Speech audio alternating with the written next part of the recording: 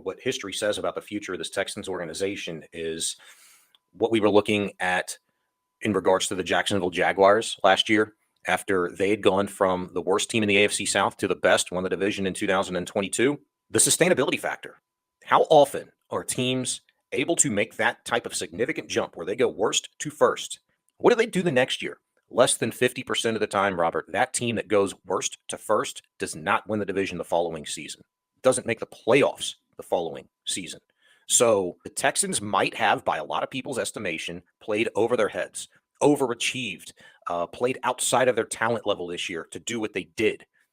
Is it going to be sustainable? Can it be sustainable? The Texans, in my opinion, are in a position to make it sustainable because of the money, because of the draft capital, because of the key pieces that we just talked about having on both sides of the ball in place already. The Texans have a tougher schedule, a lot tougher schedule. So keep an eye on that and the necessary areas of improvement that is needed.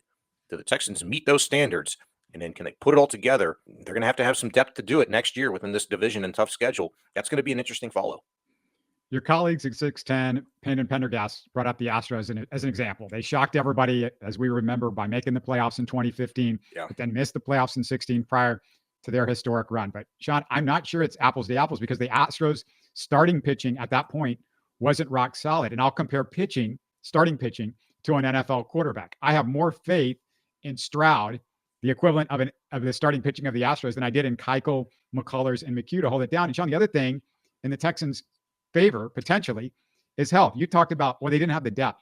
Well, we've talked about over and over again, the depth. You cannot have 30 guys on the offensive line. You can't have 30 safeties. I can't imagine the O-line, the receiving core, and the safeties can be as banged up next year as they were this year. The O-line is especially a big deal because health leads to chemistry. Health leads to chemistry because guys get to work together. And there's no position group in the NFL more important for chemistry than the offensive line. You're listening to Houston Sports Talk.